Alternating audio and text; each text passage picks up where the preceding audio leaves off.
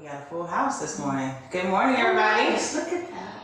Just want to make sure they can hear me before I jump on. Yeah. Good morning. They can hear me? Hey. Oh, yeah. Actually, go ahead and pull it just in case it starts acting crazy. Thank you, ma'am. You're welcome. Oh, I'm sorry. Okay, I'm going to turn on this doohickey. If it's better, let me know. If it's not, we'll just turn it off. I will say, from zooming in on the Wednesday meetings, I think that's a lot better when we use that. Cool. I've done it when you had it up there, and it's like, Yeah, it's like a static. what they say?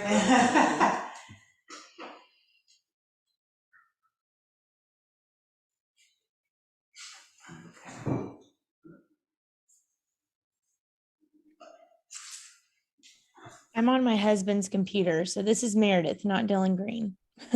Oh, there we go. I was trying to figure out who is this. In case you guys were wondering. Infiltrator. Yes, I see. Can you hear okay, or is it echoey? Yeah, I can hear. It's a little echoey, but it's not bad. What's the deal? Electronics. I know, right?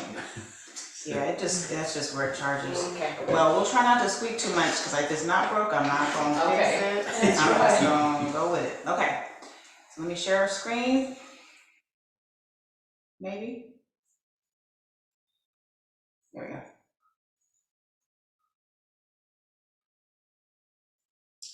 Okay. So I know that Meredith, you're not here, but you had an interesting experience with contingencies last week. Would you like to share what happened? Sure. Okay, so last week I had a buyer that was ready to put an offer in on a house, and I had asked the seller's agent if they had any offers yet, and she said they had a contingent offer. And so we made our offer. We had to wait 24 hours to see if they would accept ours, because is that by law? They have to do 24 hours to the right, Serena? Just by contract. By contract, okay. So, and we waited the 24 hours, and it was like an hour before, and we didn't get the contract. But also, I didn't understand that she had accepted the contingent offer beforehand. So I got too excited too soon. Yeah, but no, I think that's great, because there's a lot of people who we kind of hear about contingencies, but until we actually have to do one, it's a different process, because there's agents who've been agents for a long time who don't know how to do contingencies because they don't do them a whole lot. But now that the market is kind of balancing out a little bit, we are starting to see people accept more contingent offers. And so I do want you guys to at least have a baseline for understanding the process, because you can kind of mess it up if you don't do it right. So make sure you guys know that. I also want you all to know that the word contingency does not always mean the sale of a property. Contingency just means a condition. Okay, so we're going to talk about all that stuff and then talk about how to navigate offers that have contingencies. Okay? Yes, ma'am. Is the legal language the same as subject to? I don't know about legal. I'm not a lawyer, but it could. Yes, Okay. it's the same. It's a similar. Yes, it means similar things. Okay. Yeah. We have a contract on some property on I-35 corridor where we're gonna build a industrial park. We're putting in 10,000 square foot metal buildings that we're gonna lease out. Okay. And the person we're buying it from is raw land, and our contingency with him to close is that we have to have access roads built into the property in order to start construction and dirt work. So if he doesn't get that done by the close, then there is no close, and it's a $4 million deal. Right. Nice. Yes. So Yes. So you're seasoned with being a I've brand been new in the realtor. oil and gas business my whole life, and I've Yeah. had oil and gas contingencies and clauses, and I've had some experience with that. That's So, good to know. That's good to know. That's great. Yeah. So this is kind of, we'll call it a negotiation class, but we'll talk about contingencies in there as well. So the cool thing about this is that we have lots of things to negotiate with when we're working with clients. So we have the price, which is always the obvious one, right? You have closing costs, which like I said, as the market balances, we are starting to see seller paid closing costs, which is nice because then it gives you something to negotiate with. Home warranties are coming back. It's interesting. I actually need to find a new home warranty company because it's nice to have a relationship with a home warranty person, because all you have to do is say, hey, this is the address, this is where we're closing, this is how much the warranty is going to be for, can you go work it up and send it to the title company? That's the kind of relationship you want with home warranty. But because it's been a seller's market for the past year and some change, you really hadn't had a whole lot of those. So just kind of keep that in mind, that as you're negotiating things with your buyers, you can slip in home warranties every now and then. Furniture and appliances, that's also something that you can negotiate. I like to reserve those things, furniture and appliances, for the repair negotiations as opposed to initial negotiations. If you're a buyer's agent, it's smart to do it up front because that way you get what you want in writing up front. If you're a seller's agent, it's good to hold off on negotiating furniture and appliances until after the inspection has been done, because then you'll know, hey, they've got all these things and I'll give you the refrigerator instead of doing X, Y, Z. Closing details. So sometimes it's more important to a seller, the timing, as somebody that's more flexible with their closing date, for example. Or I actually just saw a listing where it said that the home sale is contingent upon the sellers finding another property to live in. So I mean, contingencies can go both ways, right? So that's another detail that we can negotiate with. So what is a seller concession? Okay, a seller concession is a specific amount or percentage a seller is willing to pay on behalf of a buyer to assist with the buyer's closing costs. Okay, so we've got a little financing cheat sheet that shows what because each lender or each loan type has a cap on how much a seller can contribute to the buyer's closing costs. Okay, but so that's just one of the words that we say a lot, but I just want to make sure you guys know what a concession is that this is something that the seller is willing to concede to. Yes. Is that cheat sheet in the templates? In the templates, no, I think it's a separate worksheet, but I'll make sure that you need it. Okay. Yeah, and there's several different. The one that I have is actually a little old, so I mean, those rules change all the time. So I think I had Michael send me a new one. I'll send. Okay. So the people who already have it, I'll send you the updated one. Okay, gotcha. Okay, we talked about a contingency. What is a contingency? It means depending on certain circumstances that may be unforeseen. Okay, so for example, sale of a buyer's home, satisfactory inspections, actually qualifying for a loan, that the appraisal meets the value of the contract. Those are all contingencies. So if there, it's kind of like an if-then scenario, kind of like Sherry, you were saying, subject to, like if I sell my house, I'll buy yours. If the inspections are satisfactory, I'll buy this house. If I can qualify I'll buy this house. So China, as we, how we were going over the cancellation of contract, that list of items that are reasons for canceling, those are all contingencies, right? Okay. So some of them we really won't know until the very end, like the appraisal. Like that's usually the last hurdle to jump over. I know it's probably like working. You don't get I don't bother with it. I promise I'm not saying anything free, but it's just it's just been a mess this year. Okay, so this is that offer email sample that I've sent to you guys. So these, I actually really love this, and I love that you guys are getting taught this early, because this is gold. When a seller, when a seller's agent opens an email and sees this, they're like, oh, I don't have to go and dig in the contract. I mean, you still need to look at it, but now I know at least I have a snapshot of what this buyer is offering, okay? So on this, it's got the purchase price, your earnest money amount, loan type, closing on or before, and then I usually like to put the word flexible in there if your buyer is flexible. Tell them who you're pre-approved with, and then other terms. This is what we're talking about with the contingencies. No requested closing costs or home warranty. No home sale contingency. Added escalation clause or an appraisal gap clause. And then it says buyer requests kitchen, refrigerator, and TV in living room. So let's say that you are writing an offer and they are requesting closing costs or they are requesting a home warranty. This is where you pull that out and stick it in the other comment, because that way, so I think I don't know, but you might have heard this story before, where I had an agent who wrote an offer where in the additional provisions, it said that the seller will put full guttering on the property. That was like written on the contract. But the buyer, the seller's agent did not see that, and nobody who signed, it was like 5 people who had to sign it, because it was like a family who was selling the property. Nobody caught that on the contract.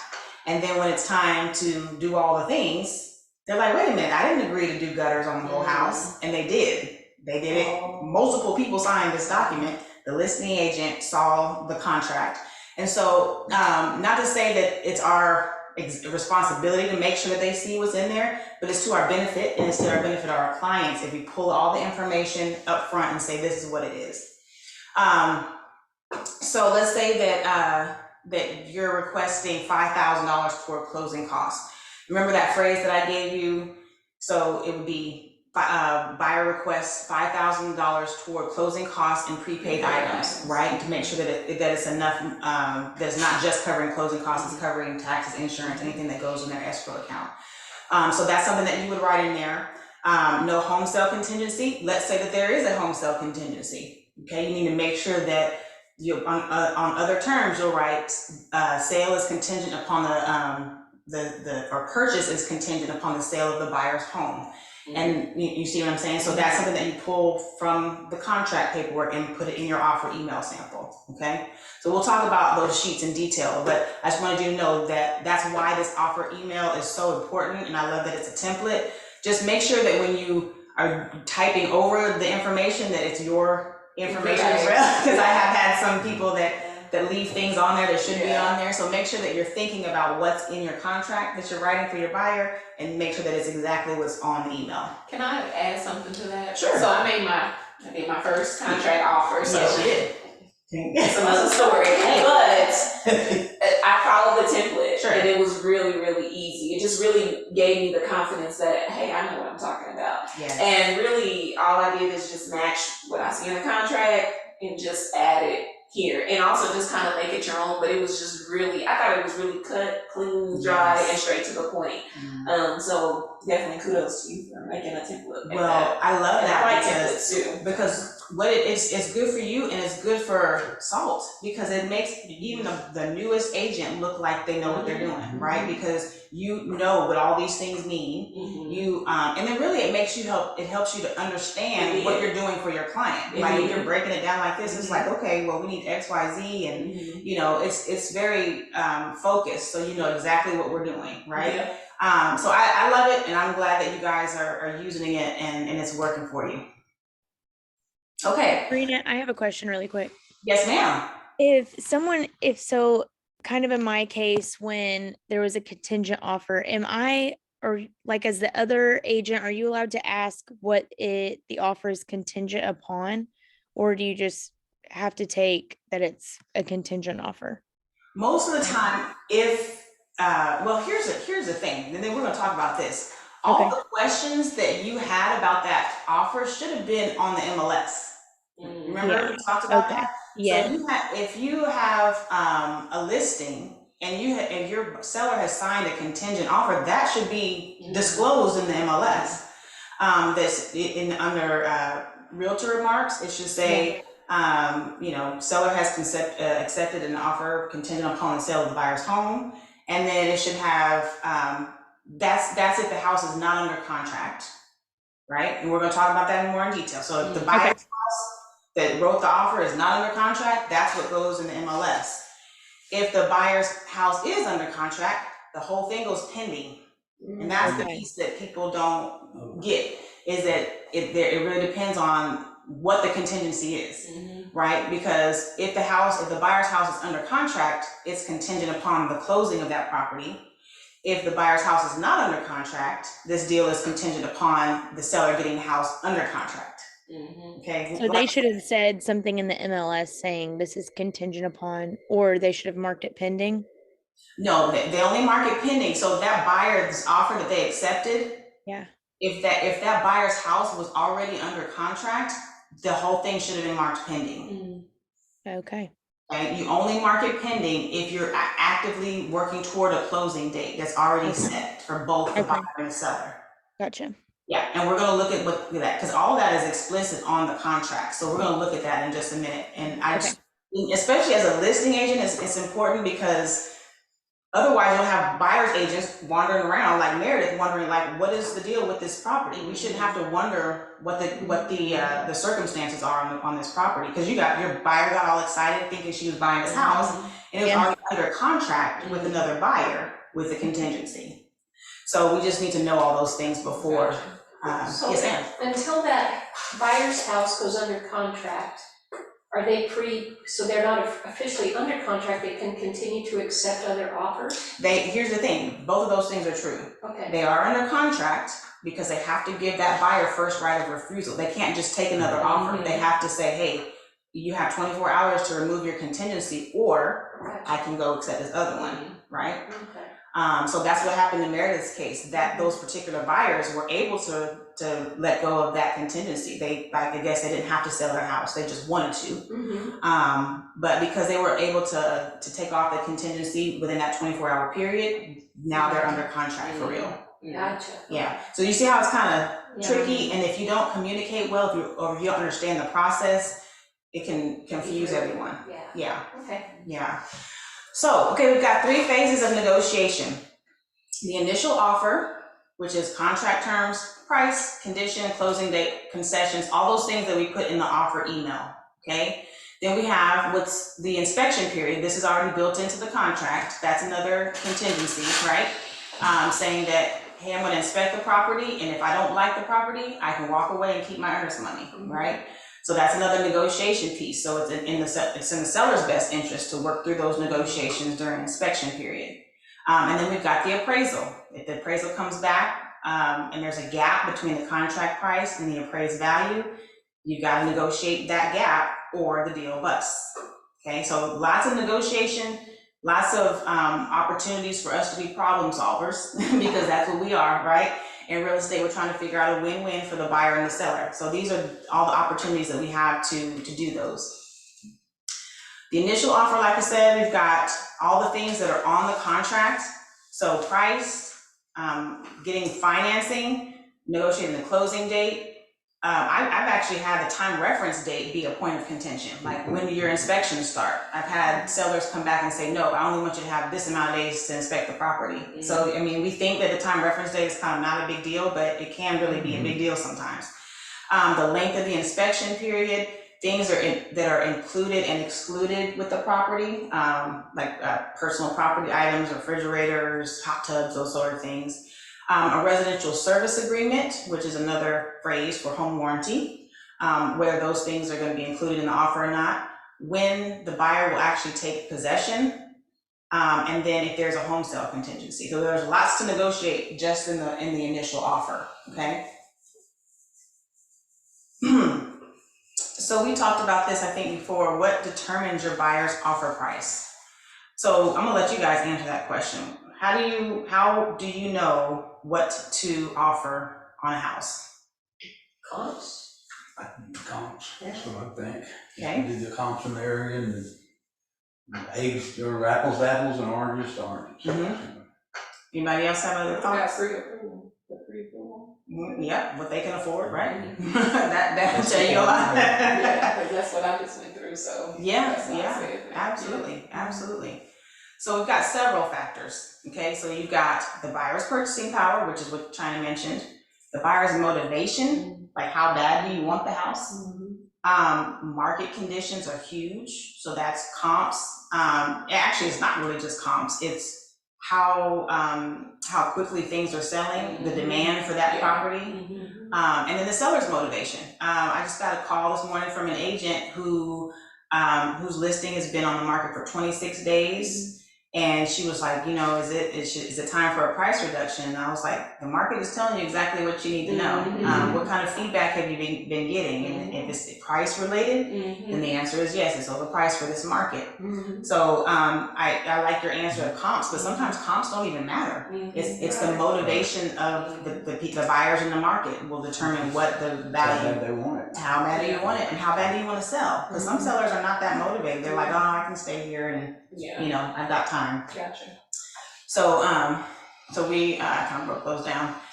So yeah, we talked about purchasing power, what can the buyer afford? And that's when that cost sheet is gonna be huge for you, because a lot of times buyers just say, oh, I'm qualified for X amount of dollars, I'm gonna buy a house for X amount of dollars, but until they see that cost sheet, it's not just your monthly payment you're paying for, it's not just your down payment you're paying for. You know, you gotta have that earnest money, you gotta have inspection money, you gotta have appraisal money. So it's lots of things that go into their purchasing power, and that cost sheet helps you break it down. We talked about buyer's motivation, how bad do you want it? Seller's motivation, how bad does the seller need to sell? And then market condition, how many days has it been on the market? Is it a buyer or seller's market? Is the demand high? How desirable is the neighborhood? You know, those are all going to be things that determine what you offer. Are there multiple offers on the property? If there are multiple offers on the property, you might only get one shot to write an offer. So you need to put your highest and best forward. If the house has been sitting for 26 days and there's no other offers, maybe you can offer lower, right? So all those things will be considered. So escalation clause, we used this a lot last year. I don't know that in the upcoming season we're going to need it a whole lot, but I at least want you guys to know how to use it and what it means. So the escalation clause states, and of course these numbers are just for example, the purchase price of this offer will escalate automatically to exceed the purchase price of any other bona fide offer of similar terms by $2,000 to a maximum price of $262. The seller will provide the buyer a copy of the offer used to escalate this offer, okay? So this is typically used in multiple offer situations or in situations where you just don't know if the seller is going to get more offers, and you just want to make sure that you're still in the running. So I had, this is actually, I think probably about 3 deals. The escalation clause actually might help me get the signed offer for my buyer. But like I said, I don't think in the upcoming months this is going to be super relevant, but it is a good tool to have in your back pocket in case you do run across a desirable property that lots of people want, and you know that you're going to offer one price, but your buyer is willing to pay up to another price. Okay. Gotcha. And so it says that I'll beat your any other offer by $2,000, not to exceed this price here, Gotcha. or $5,000 or $10,000, you know, whatever it is, to make sure that they stay in the running for Gotcha. for getting that deal accepted. So like I said, this was on almost all of my contracts if my buyer was able to do it. Sometimes the buyer can only afford the $260, they're only pre-approved for that. But if the house is under what they are pre-approved for and they're able to offer more, throw an escalation clause in there. Okay. So pricing strategy. Biggest thing I think is knowing the market. Buyers can ask for more in the buyer's market. You got to ask for less in the seller's market. We just came off a super hot seller's market where don't you dare ask for anything. Don't have a candidate. Don't ask for nothing. Because they going to the next. I had a listing that had 15 offers on it, and 3 of them all waived inspections, but it came down to the wording of how they waived it. One of them was waiving all inspections except for, or all repairs except for like foundation, roof, like major things. One of them just said as is, just flat as is, and that's the one that won because they asked for the least amount of stuff. It's crazy. Yeah. So we got a lot of practice in negotiating details in the last season because, you know, you really had to beat out a whole bunch of other people in order to get the property that you were wanting. So it's smart to know all these tools, and it's also smart to know when you need to use them. Because right now we don't need to use all that stuff. I mean, because most of the stuff, most of the properties are not going under multiple offers. They're not, you know, going in the matter of days or hours. So it's slowed down a little bit, which is good, I think. It was a little much. But just understanding the market and what it's doing is going to help your buyers write a solid offer. Balancing price with concessions. This is super important. So you remember all those negotiation tools we had, right? We had price, furniture, closing costs, home warranty, like a whole list of negotiation tools. But what you don't want to do is get involved in negotiation that is bartering with all of those things. You want to pick a thing and focus on it. Like, is price more important to you? Is it an older home and having a home warranty more important to you? And then just balancing that with what you're offering. So I'm not going to offer you $20,000 less, ask for, home warranty, $10,000 in closing costs, leave the fridge, all these things, because now the seller is like, wait a minute, this is a whole lot. And they have to calculate how much it's actually going to cost them to give you all that stuff, right? So I always like the strategy of tell me what's important to you, talk to your buyer, and then let's make that the priority when we're doing the negotiations. Because sometimes it's not even the price, it's closing costs. Like, you might have a buyer that has only saved up enough for the down payment, but they might need help with the closing costs, and they might be, $7,000, $8,000, $9,000, $10,000. And so there's times when you can actually offer more than asking, and then have the seller cover the buyer's closing costs, and it ends up being a win-win for the seller too, because they're getting what they asked for, but they're also helping you cover your closing costs. You see what I'm saying? So it really it depends on what your buyer needs at the time, and so just make sure you take that into consideration too. Anybody have any questions before I keep going? Okay. Ask the seller's agent. Okay. So a lot of times before I write an offer, I'll call the listing agent and say, hey, are you working any offers on, 123 Main Street? If they say no, then I'll say, okay, well, what's important to your seller? And what's important to your seller? It could be they need to move as quickly as possible, or they just want to get the best price, or they just need to get out of this house. They'll tell you what they're going to tell you, but it is good to know what's important to the seller before you write the offer, because then you can write an offer that's appealing to the seller. If you know that they need to find another property, write it in the offer that, that the seller has, then maybe you'll do a seller lease back for them, and offer that in the initial offer. So there's lots of ways to make a win-win come together. It's just knowing what everybody wants, right?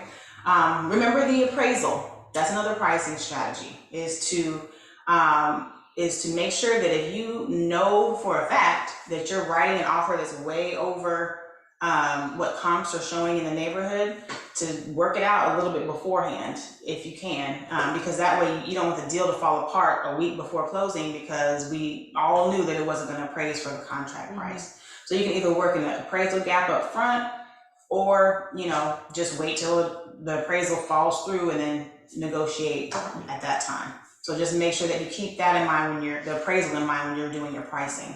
Okay. All right, I don't have a video for you. I'm all you get today. Okay, so we talked about TRRs last week or the week before last, but was last week. And it's always good to mention it again, because the more you hear it, the better you get at it. So we've got lots of tasks. And most of the time, it's funny because when we looked at that contract to close calendar, most of the things on the calendar are related to the TRR. So we've got your time reference date. When does your inspection period start? The actual length of your inspection period. You've got to schedule your inspections, and you got your TRR due date, and you got to negotiate your repairs. Okay, so we'll just do a quick refresh on it. One thing that you do always want to mention with your both clients is that all of these things that are already written on the contract are supposed to stay with the property. So if you know that you have a seller, when you're doing your listing appointment, if you've got a seller who wants to, let's see what's in here, that's cool, that has a cool light fixture in their dining room and they want to keep it. Well, on here it says that light fixtures are supposed to stay with the property. So you need to reserve that as a listing agent. You need to make sure that it's in a reserved item list, and that is also included on exclusions right here. Okay, so if you want to keep your light fixture, the best thing to do is to replace it before you even show it. That's ideal. But if you want to reserve it, just say, exclusions, light fixture in dining room. That means that it will not remain with the property. And if the buyer signs it, they're agreeing to say, that they're okay if you take it out. Like I said, it's better if you replace it, because then there's a whole issue of, well, what are you going to put in there? Don't put something that I don't like in there. But I've actually had clients that say, you know, you go pick out a light fixture for X amount of dollars and I'll put it in. You know, I've had that, or a fan or something like that. So just make sure that if there's items that your seller wants to keep, that you have that on a separate document and disclose that to any buyers that write an offer, and make sure that those things are included on the contract. Because just because it's on a reserved item list doesn't mean that it's part of the contract, okay? Just because it's in the MLS doesn't mean it's part of the contract. Okay, so we've got additional inclusions. That means these are things that the buyer wants to stay with the property at no additional cost. And then you've got exclusions that are things that do not remain with the property. Things like a play set, hot tub, maybe if there's a shed in the backyard that's run down and the buyer wants that removed before closing. Okay, we had a long talk about time reference date last week. That's super important. That marks the beginning of your inspection period. And this investigations and inspections and reviews slot gives you the number of days you have to inspect the property. And then we've got our TRR. So at the end of the inspection period, you have 24 hours to turn in the TRR, okay? Upon completion of those investigations, the buyer waives a right to cancel when they submit that TRR, okay? And we talked about how the things on the TRR should only be defects, malfunctions, problems, things that are not decorative, okay? And then we have typically 7 days to negotiate those repairs. And so these are the things that waive the buyer's right to cancel. Okay, that's if you do not perform inspections, you don't turn in the TRR, or you don't cancel the contract. Okay, we dove deep into those last week, so I won't sit with it too long. I have a question on TRR. Sure. So my buyers have like 5 million questions about things in the house, and what I'm going to be at the inspection tomorrow. Okay. So am I good to like kind of point out some of those things, or Point will out they do the it? questions that they have. Sorry, what'd you say? You said point out what things? So like there's these knobs in every single room, but we tried to figure out what they go to and we have no idea. Oh yeah, that's So what things inspections okay. are for, is to answer all the buyer's questions. Okay, yeah, they have a ton. So I'm okay to kind of ask those as they're doing things, so make sure that I get all of their questions asked or answered. Right. Have the buyer, Okay. Say again? wouldn't you want your buyer there if they have all those questions, or? Oh, 100%. Yeah. And if Well, you they're from out of state, so say again? they're from out of state, so they won't be there. Oh, gotcha. Yeah. Well, what I would do is, if they have questions already, go ahead and present those questions to the inspector as well, because Okay. anything that they don't know the answer to, the inspector can probably help them answer, or you can just ask the listing agent, hey, where do these knobs go to? Right. And Okay. that way, when you're there, you can go and open the doors and do whatever it is. But yeah, I'm a huge fan of video. So if they have a question about, you know, how something works, get the inspector to, hey, give me a quick demo on how to turn this on or turn this off, right? Okay. And say again? That's a good idea. I'll do that. Oh yeah, like I have especially, a list of their questions, so I'm gonna take them with me and ask. yeah, perfect. Another little tip too is to get your clients, have you guys ever used WhatsApp? I think I mentioned that to you. Yeah. So WhatsApp is a great way to share video, because you know how if you're trying to send a video message through text, most of the time it's going to be too big, the file will be too big. But WhatsApp, I don't know if there's a size requirement. So if they both have it, you can just share it like that. And I've done that a lot. I use it a lot. Oh yeah. And it's especially if you have an out-of-state buyer, you're gonna need to share some videos with them at some point. So let them get WhatsApp, and it's cool because it's encrypted, so it's supposed to be super private and all that. So check it out. Very good. Awesome. Hey guys, one thing on inspections. Good morning. If you're newer and the inspector's like annoyed with you, this happened to me a long time ago. Don't worry about it. You can ask all the questions for your buyer. Oh, And- 100%.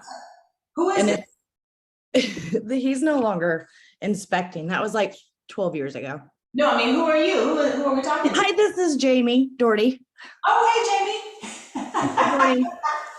I didn't know who jumped on, but thank you for that. Thank you. Yes, that's the thing with inspectors. That inspection period belongs to the buyer. That means you get to kick all the tires, ask all the questions. A lot of times, if you have a good inspector, they'll ask you for the disclosures so they can review it and see if there's been anything that's repaired, and then go and kind of double check it and see if it needs attention. So yeah, don't ever hesitate to ask a question. That is your time to ask all the questions. So as we mentioned before, repair requests should primarily focus on system functions and major issues, not cosmetic things. So matter of fact, when Meredith mentioned knobs, I was thinking that the buyer like didn't like the knobs on the door or something like that. So things like that are cosmetic, no, we don't want to put on the TRR. But if there's any systems that have a defect, that's what you want to put on there. Plumbing, electrical, foundation, roof, HVAC, those types of things. So we talked about last week how to write a TRR, a bougie TRR. So this is an example of a well-written TRR that is directive and explicit, and that doesn't have a bunch of language on there that does not need to be shared. So we break it down by system or area. We got exterior, you can break it down by plumbing. All the first words to each of the items should be verbs, action verbs: install, repair, add, extend, replace, remove, all those types of things. And you want to reference the page number on the inspection report that breaks down how to repair those items. Okay, so this is the rest of it here. We've got exterior, plumbing, interior, electrical, HVAC.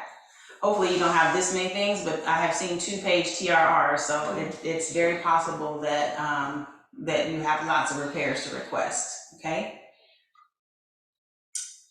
Is that something that you sent?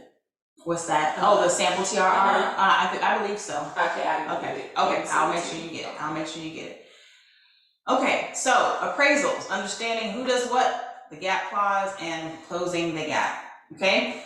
So like I said, appraisal gaps I actually like them because it's an agreement in advance to solve a problem that might come later. So it says, in the event the appraised value of the property is less than the contract price, the buyer agrees to pay $3,000 above the appraised value, not to exceed the contract price of $257, or whatever those two numbers are going to be. So that just means that no matter what the house appraises for, the buyer and seller have already agreed that the buyer will pay this amount over the appraised value. So to me, I feel like it's a win-win because the buyer knows that they will never pay more than $3,000 over the appraised value. And it's a win for the seller because even if the house doesn't appraise for the contract price, at least they're getting $3,000 extra dollars, okay? Now, sometimes sellers get upset if it's too big of a gap and $3,000 really doesn't cover a whole lot, but that's what they agreed to. And so you just that's why comps are important, because we can kind of have a little bit of an idea of how much it should appraise for. But sometimes appraisals are just wild and you just don't know where they got the numbers from. Well, aren't there databases behind ours? Aren't they playing catch up? It just seems like they were so far behind our offer prices all the time for a while. And so I'm thinking that's probably still the case, that whatever they're using in their databases is still catching up with us. Yeah. So it's probably still good policy to keep one of these in your offer. Right, yeah. So, I mean, I had a closing, I guess maybe about a month ago, where it actually appraised, and it was a VA loan of all loans that actually appraised higher than the contract price. And so my buyers had a little equity in there. I was like, yay, we haven't had that in a long time. So yes, I'm hoping that stays that way. So we're talking about closing the appraisal gap. Okay, the whole point is to reach a win-win. Closing the gap, the buyer pays the difference is one option. The seller reduces their price all the way down to the appraised value is another option, or you can meet somewhere in the middle. Or you can walk away from the deal. That's another option, but hopefully we can reach a win-win and the buyer and seller can be happy. Okay, we talked about contract timelines. Here's my fancy contract to close calendar. that talks about when we write an offer, when we deposit earnest money, when our inspection periods begin, when we have home inspections, termite, if we need to schedule additional inspections for the property, we go ahead and do that within our time period. If for some reason we need to extend the inspection period, you need to make sure you do so in writing. We have 24 hours after the end of the inspection period to submit that TRR. Somewhere in this week, we'll have an appraisal. And the appraisal is usually due a few days. The appraisal report is usually due a few days after. We'll receive title evidence from the title company. Your TRR and negotiation period ends, and you need to submit your compliance documents. Make sure you have wire fraud signed, all those little documents that Anna needs in dot loop. I always recommend doing a preliminary walkthrough where you take your TRR with you and make sure that all those things that are listed on the TRR have been addressed. And you need to have verification for all those things by having repair invoices sent to you.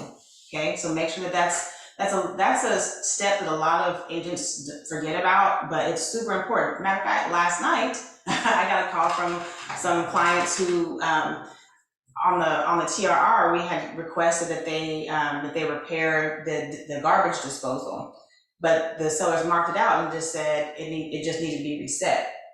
And so I get a call from my clients, and I went and pulled up the TRR, and I was like, did you try resetting it? And they did it, and it was fine. So that TRR can be used, for multiple references, but if, let's say, for example, that they had it repaired before closing and then it stopped working again. Well, if you have the invoices, you know exactly what company came out and repaired it, and you can call them and say, hey, come fix this because it's not working properly. So those invoices really help cover your butt as a listing agent and the buyer's agent, because now there's another party that's responsible for that repair if it's not working after the fact. You also want to make sure that you're talking about how funds are going to get delivered to title. Don't wait till closing day to figure that out. And you also want to make sure that you help your clients with their utilities. I always have them turn, if I'm representing the seller, I tell the seller, leave your utilities on until the day after closing. And if you're the buyer's agent, tell them to turn it on the day of closing. That way there's no overlap. And if for some reason the deal doesn't close, then you don't shut off all the power and everything, and you need to go find another buyer, and now you gotta pay to turn it back on, and it's just a pain in the butt. We talked about the closing disclosure. It's due 3 days before closing. If the closing disclosure was turned in on the 31st, you cannot close on the 2nd. You have to have those 3 days by law to get the buyer to review the closing disclosure and decide if they want to move forward with the property. Typically the day before or the day of, you'll get the settlement statement. In a couple of weeks, we actually have a title rep that's going to come and talk about settlement statements with us. And then you've got your final walkthrough the day of closing, and then your closing scheduled in. Lots of things. Okay, so let's talk about home sale contingencies for just a moment. Anybody have any questions while I'm pulling this up about what we've talked about? What kind of document do you need to change your inspection period? An addendum. Or there is an option on the bottom of the cancellation of contract that says if it's a contingency, right? And it says, if you do not allow me to extend my inspection period, I am going to cancel the contract. Matter of fact, I'll show it to you. Let's go into my practice loop here. You guys online can still see? Yes. Okay, perfect. Okay, let's look at the cancellation. Let's see if I got one in here. Cancellation contract. Okay, so it's called the Notice of Cancellation of Contract of Sale.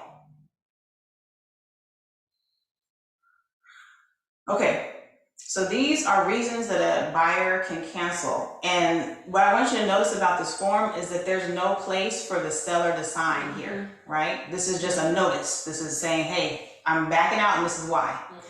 So, as provided in the TRR, The buyer's investigation, inspection, and reviews are unsatisfactory, okay? So that means that you've inspected the property and I don't like it and I'm backing out and I'm keeping my earnest money. The only other thing with this is that even though you're announcing a notice of cancellation, you also need to talk about what to do with the earnest money. And so there's another document called release of contract and disbursement of earnest money. So that needs to be signed as well, so the title company knows how to distribute that earnest money. Now I'll show you what that looks like. Item 2, as provided in the title evidence paragraph of the contract, due to failure of the seller to cure title objections. So let's say that there's a crazy lien on a property, or the seller just can't get a clean title, then the buyer can back out. That's provided the breach and failure to close. Let's just say that the seller will not do the things that they promised that they would do. So for example, if they didn't finish if they didn't complete the items on the TRR, they failed to fulfill the contract, right? As provided in financing supplement, the property appraised for less than the purchase price. That's another contingency. If it doesn't appraise for the purchase price, then we can back out. As provided in the financing supplement, the loan terms were unobtainable or the loan terms are unacceptable. That means you cannot get a loan or you don't like the terms of a loan. As provided in the financing supplement, the buyer is unable to secure final financing after having obtained conditional loan approval. So I've had that happen before where I had a listing and we were under contract. It was the day before closing, and the buyer's financing, they could not get final approval. I don't know if he did something during that period. We weren't privy to all that, but all I know is that we didn't close. So just know that a huge piece of this whole puzzle is making sure that your buyer can afford to buy the house. And then as provided in additional provisions of the contract or supplement. So that means that if you wrote anything in the additional provisions that didn't get done, that's another reason to break the contract, okay? The only 2 reasons for, well, let's skip over sellers for just a second, because we have another option for the buyer. The buyer's conditional cancellation. So this is another contingency, right? In reference to the, excuse me, in reference to the investigations, inspections, and reviews paragraph, the contract is canceled unless the time period for inspections is extended to this date. The seller shall provide written notice below extending said time period for the contract to continue in full force and effect. So that means, let's say that during the inspection, so Meredith, let's say that in your inspections tomorrow, you see that that there's an HVAC issue, and you call and for some reason all the HVAC companies are unavailable and you can't get someone out there until after your inspection period is over. You can make it a requirement that the seller extends the inspection period, or you're gonna break the contract, because you need to know, hey, is that HVAC gonna work? Most of the time, this is not necessary or used because, typically a seller will just agree to it and you can just write on an addendum and it's fine. But this is a legitimate reason to cancel a contract if they don't allow you the full time to inspect the property, okay? Like I said, I don't ever see this a whole lot, but just know that that's available if you have a seller or a buyer that needs more time. So let's look at the seller's reasons for canceling. As provided in the breach and failure to close by buyer paragraph of the contract, and as provided in the financing supplement, the seller was not provided written notice of a loan approval within the time specified. So do you guys remember how many days a buyer has to apply for a loan after an executed contract? It's 5 days. So if your buyer twiddles their thumbs and doesn't actually apply for a loan within that 5 days, that's grounds for a seller to back out of the contract. That just means that you're not trying to get to the closing table, because it takes every bit of that 30 days for that loan to go through, and if you don't get on it, then you're not going to close on time, and then you're just wasting the seller's time because they could be marketing the property to someone else. Anyone have any questions on the cancellation of contract? Because I just did. So I do the whole process. I know the process like the back of my hand. Okay, since we talked about the release of earnest money, let's just look at that for a second. Let me see if that one's already in here. I have a quick question. It's a little off subject. No worries, what you got? Okay, so you know how my buyer only had one email, so she only signed everything, the Yeah. wife? Uh-huh. Okay, so for closing date, he wouldn't need to be there, would he? She could show up and sign. It just depends, do they both want to be in title? Well, I'm not sure. I'll ask that. Yeah, Because she was wanting, it's always safer to have them both be there. okay, Or let one of them have a power of attorney, because there's certain circumstances when both of them do have to sign. okay. Like I some just wanted to certain make sure. lenders want to make sure that even if you're not on the loan, that you're aware that the loan was taken out. So I would always just check with the title company. That's a good question that Ashton needs to. I think it's a case by case, but it's always safer to have both spouses present. Okay. Okay, I'm gonna show you how to go find, because that release of contract wasn't in here. So I went to add document, go to my templates, and then I have a folder over here that says cancellations. So if I know I have to cancel a contract, I know that those are in here. Okay, so let's see. Release of contract and disbursement of earnest money. But if you don't have a folder, it's in the OREC Interactive docs. interactive Thank docs. you. Yes. I was searching, I was like, I don't see it. But it's in OREC. Yes, so I do have a video that I can send you guys on how to organize your folders in Dotloop. It's very helpful, and That would be great. yes. Okay, where are we? Release of contract and disbursement of earnest money. Just go here, okay.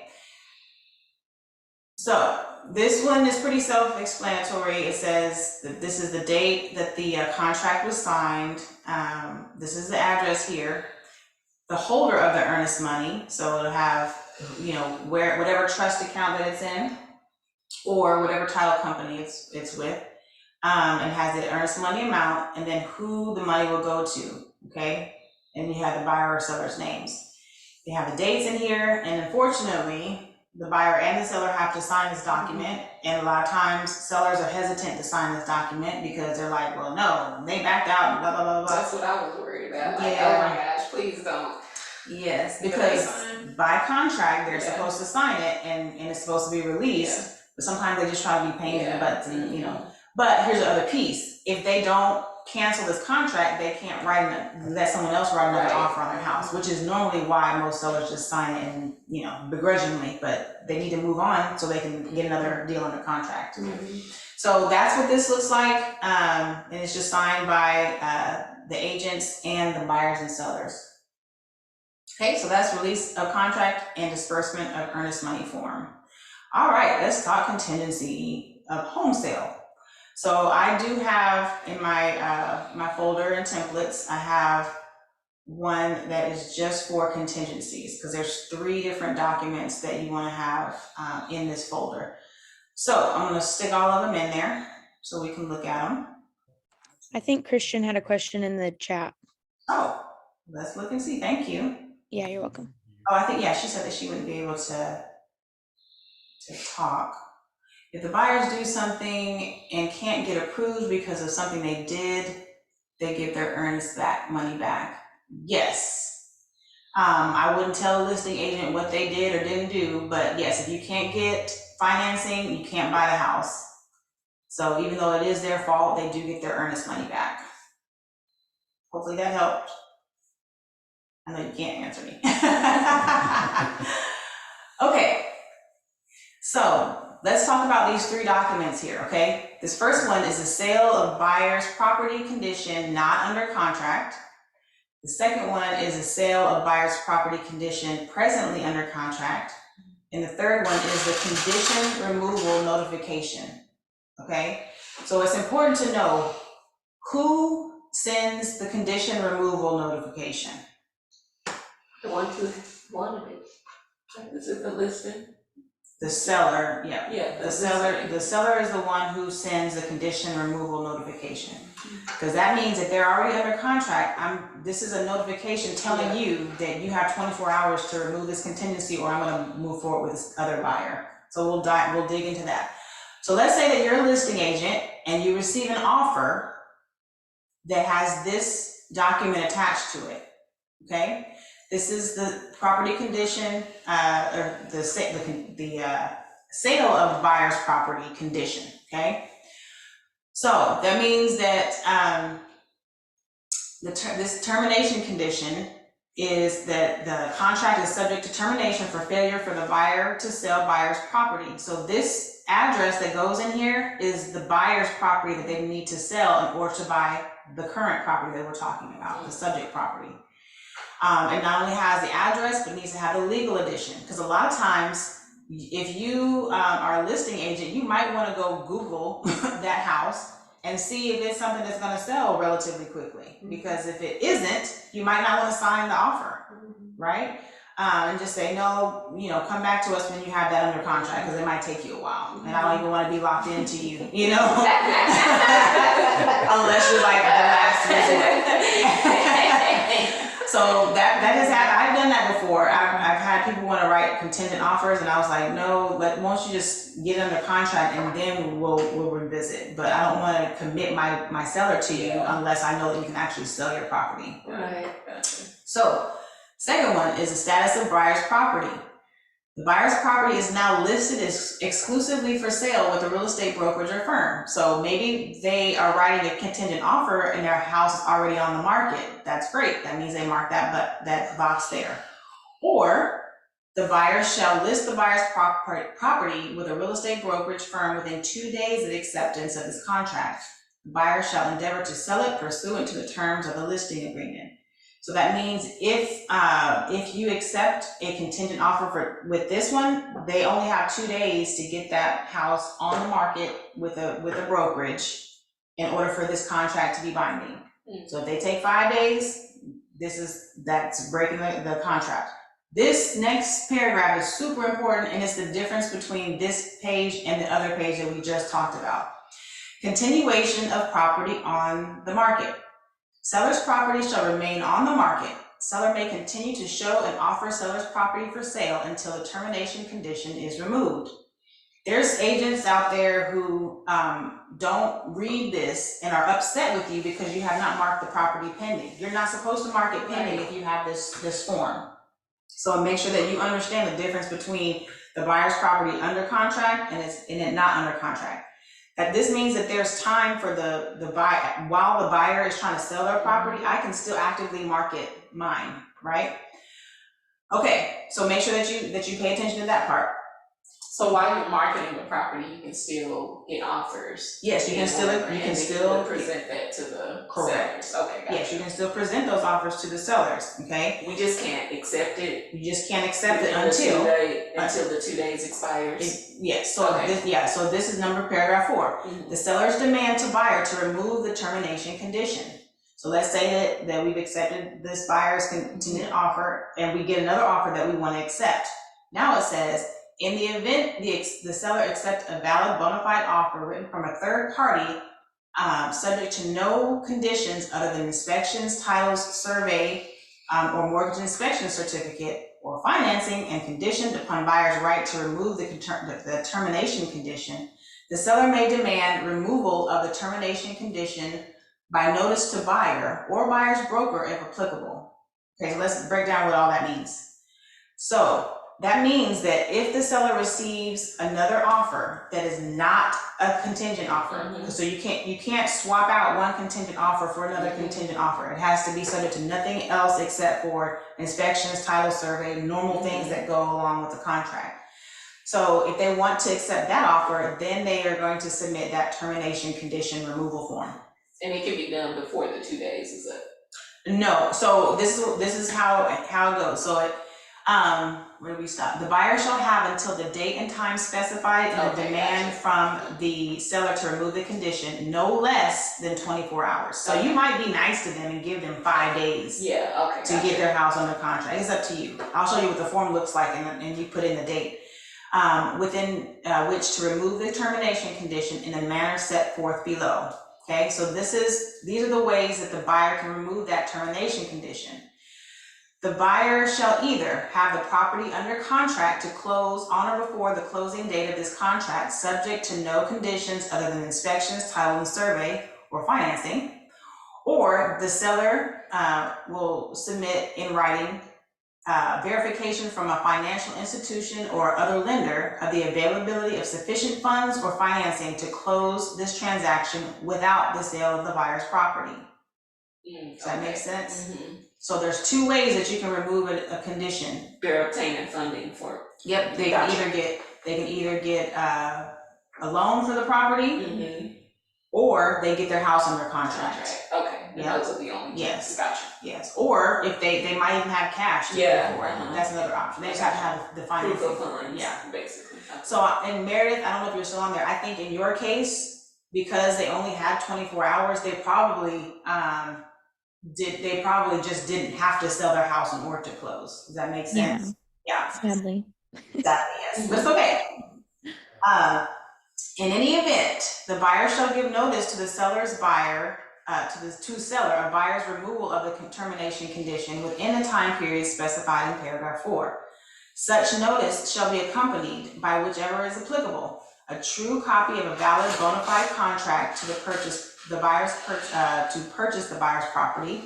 So the way you remove that condition is by saying, hey, I got my house under contract, here's a copy of that contract. Or a written verification from a financial institution or other lender of the availability of those funds and financing. Any notice received from the buyer shall be acknowledged by the proper recipient in writing and shall specify the time and date of delivery. So you'll need to email that and show proof that you provided that within that time frame. Okay, what happens if I can't sell my house? And what happens if I can't get financing? Failure of the buyer to remove termination condition. If the buyer, after demand by seller, fails to remove the termination condition within the time period provided in paragraph 4, then the contract shall automatically terminate and become null and void. In the event the seller does not deliver a demand to remove the termination condition by the closing date to the buyer, or the buyer's broker if applicable, then the contract shall automatically terminate and become null and void.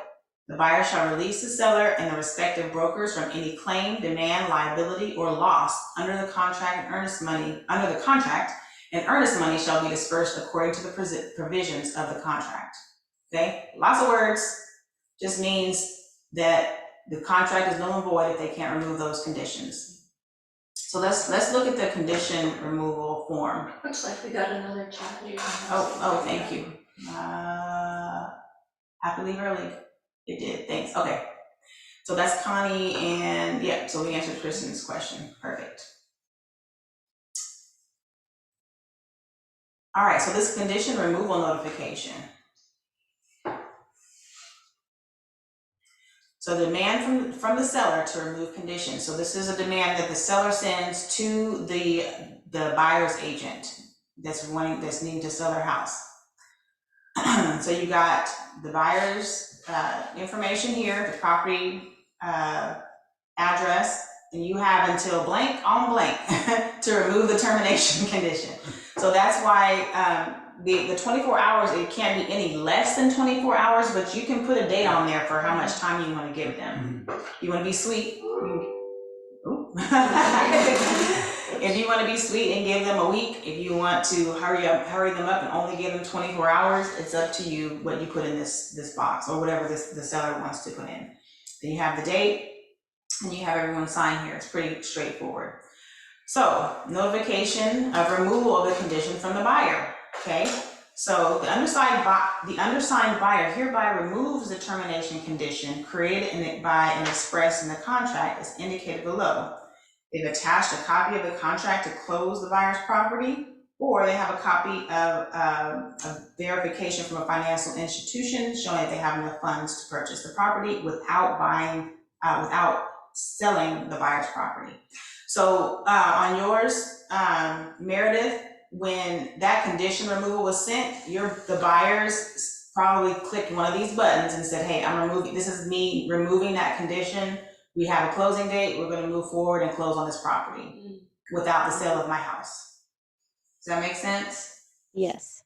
Okay. And so then would Meredith get a copy of this as verification that really happened? Yes, she can. Okay. She can.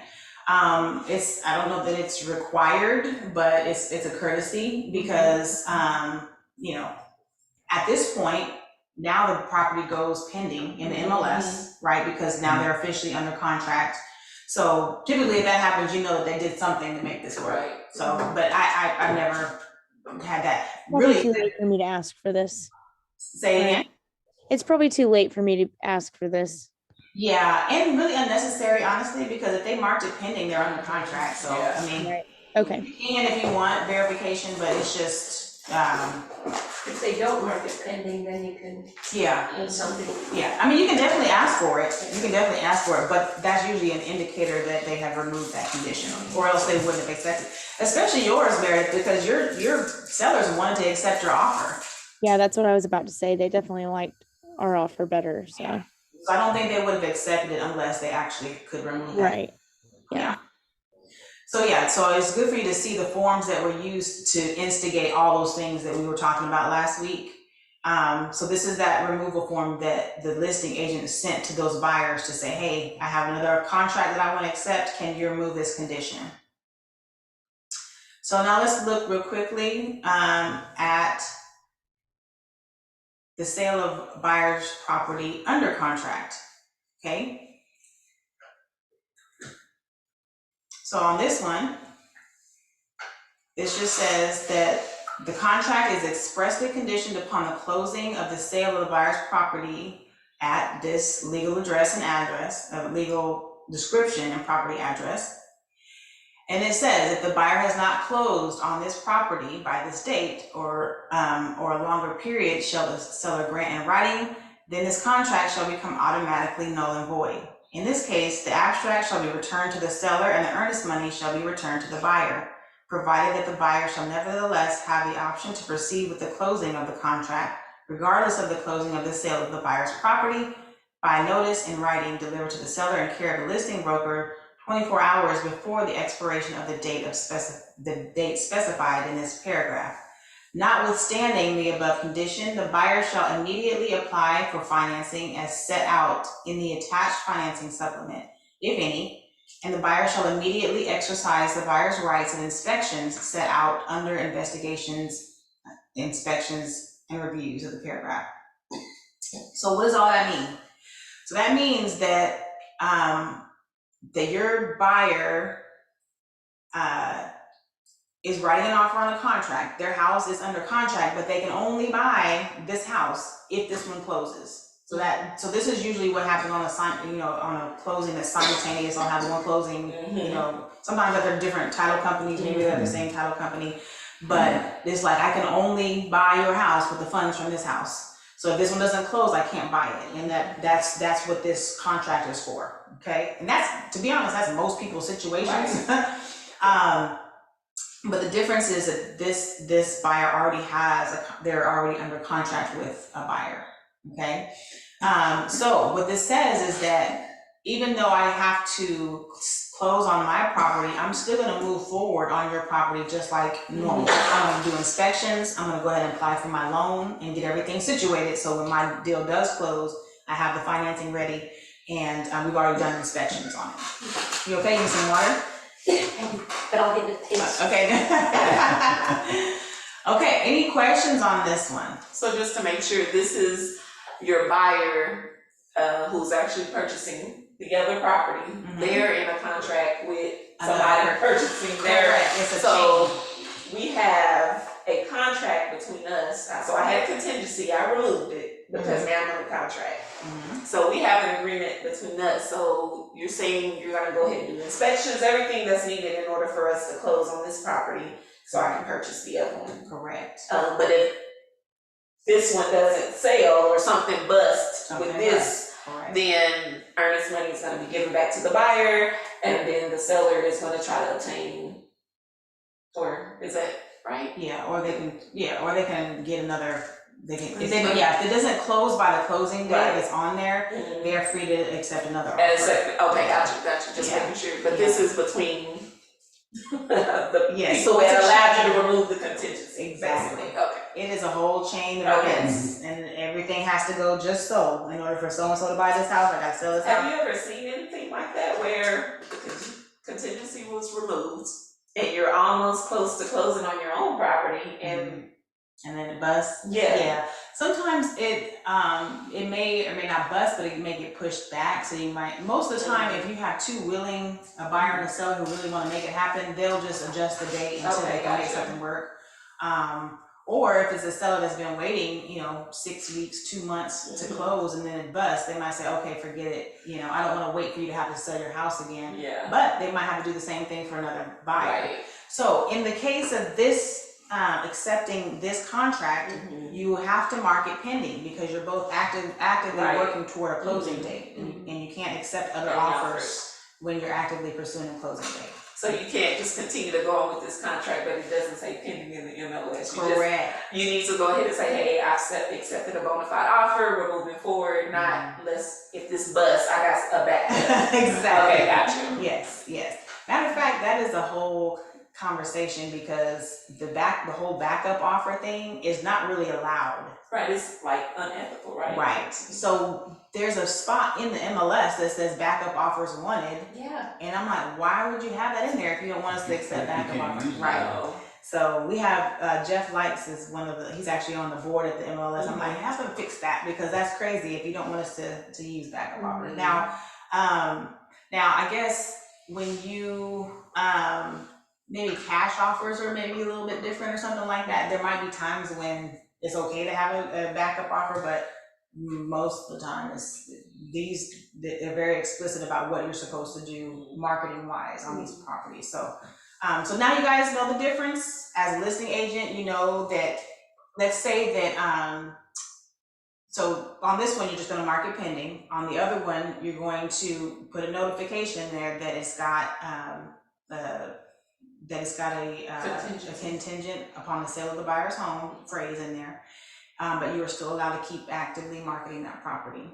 Gotcha. Yeah. Okay. And just know with the other one that the seller is not allowed to accept an offer, like sign a contract until that contingency has been removed. So like for example, even though they wanted to accept Meredith's offer, they can't sign it until they get rid of the other one. Yeah. So it's a lot of stuff, but yeah. Any questions on it? Yes. Okay, what you got? Let's say that I am the buyer's agent and we need that contingency to sell my buyer's house. So we do that and then we don't have other options. We just know that we're gonna have to go with the sale of that house. And the seller gets another offer and invokes that 24-hour period and we just can't. But I've also signed a listing agreement with that buyer. So now maybe they don't want to sell their house because they lost that house. So we just be nice and let them out of that, I'm guessing. Yeah, you can't make someone keep a property on the market if they want to. Yeah.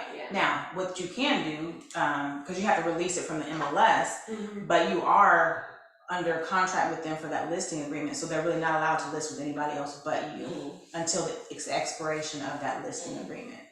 Okay, but we don't have to actively sell that house for them. No. You can only do it if they want to. Right. Yeah. Right. Yeah. So, but they can't just say, oh, this one didn't go through, and then a week later list with a different agent if they're still under contract with you on the listing agreement. gotcha. And then, would there be a time where you would recommend to your buyer that they're saying, okay, they're pre-approved, no, okay, they need to sell their house, we know that. So, would you ever recommend to a buyer that they go ahead and start actively marketing their house before they have found a property they want to make an offer on? 100%. Gotcha. It is so and this is just me if I'm thinking as a listing agent, I don't want to accept a contingent offer that's not under contract. It's just useless to me because it's just another step for me to not accept the offer I really want to take. Right. So the only way that I would sign this is if they actually had their deal under contract, or if it looked like a property they would sell pretty quickly. But you just don't know in this market, you know. So I just contingent offers are a benefit to the buyer, not always to the seller. It is nice to know that there's always this kind of person in the wings that is willing to buy it, especially if it's been sitting for a while. People are more likely to accept contingent offers. But they're really kind of useless if the buyers have to sell their house in order to buy. You know, So that means I literally have to wait for you to sell your house before you can buy mine. Right. Yeah. So what do you do with your buyer if they end up with what I would call a housing gap? Mm-hmm. So let's say there's closes and maybe there's like a 3-week gap before something, or maybe even more, maybe there's a sold and they don't even have an offer on another one yet. Sure. So what do you do with that family? Hey, they'll be mobile. Are we mobile? Yeah, How do you because find I a always place to tell live? people, if you really want to move, it is in your best interest to sell, because it's a lot easier for you to buy when you don't have to sell, Right. right? Right, so what if they ask me, so where do we go for that month? Oh, there's all kinds of spots. Okay. But Angela, she had. I know, Airbnb has a great Airbnb for you.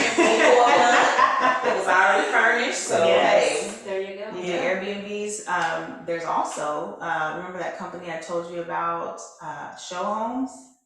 That's that they kind of let you take your furniture and move into a property rent-free, but it's a show home. So it's a house that had been sitting on the market, hasn't sold in a while, but the house usually sells better when there's like furniture and stage and the toilets has been flushed and that sort of thing. Right. So you could live temporarily in a place like that. Okay. If your furniture is nice enough, because they want you to make the house look, Yeah. nice. But yeah, there's options for that. And like I said, I know it's not the most convenient, but to me, there's nothing worse than being saddled by a house. Right. Like I want to move and I can't because I can't sell this house. Well, Right. if you find an active buyer, get out, let them have it. And then you find the house, then you can take the time and get what you want, and you can just write a straight offer. You don't have to write a contingent offer. So, especially last year, people had to do that. Right. Because people were just not accepting contingencies on their home sale. So yeah, it might be a little different now. So in the case of Meredith's clients, they wrote a contingent offer. It took them, I guess, a couple weeks for them to, to get another offer that they wanted to accept, but they ended up removing that contingency on it. So, Nice. so there's that. You have a question? I said, so ask way more questions. Oh, Like way more questions, yes. And when you're on the listing side, be more forthcoming about the situation. I mean, because no one should wonder about the property. Anytime I have a client, if I have a client that sends me a property, I always go and read all the comments and in the MLS, and I go and pull up the disclosures and make sure that I know what I can find out the most I can about the property before I talk to my client about it. Because a lot of times, if you're a good listing agent, everything I need to know is right there. You got covenants, you got disclosures, you got all the forms that we need to sign. You're telling me if there's a backup. I mean, like if you're already under contract with somebody else, that's a good thing to know before I show my buyer. Because really, that should have been something that you tell your buyer before you show it to them and say, hey, they're already under a contingent, they have a contingent offer that they've accepted, but if you like it, we can write an offer and they can give them time. Like, we should be able to say that to our clients, but Meredith didn't know because it wasn't disclosed on the MLS. So yeah, that's good. A good note for both sides of it is to make sure you ask the questions, but also as a listing agent, make sure you disclose the answer before they ask. Everybody good? Yeah. What do we have still left on here? Oh, we have Angela. We were talking about Angela earlier. We were talking about your Airbnb, Angela.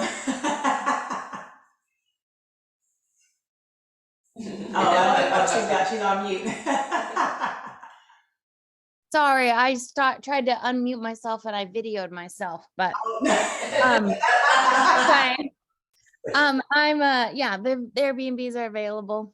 It's October October to January is really slow. So if you have anybody looking, we are very motivated. I have 4, so. There we go. There's a place for your clients to hang out. All right, unless we got any other questions, I'll let you guys have your day back. Thank you, Serena. You're welcome. We'll see you soon. Bye.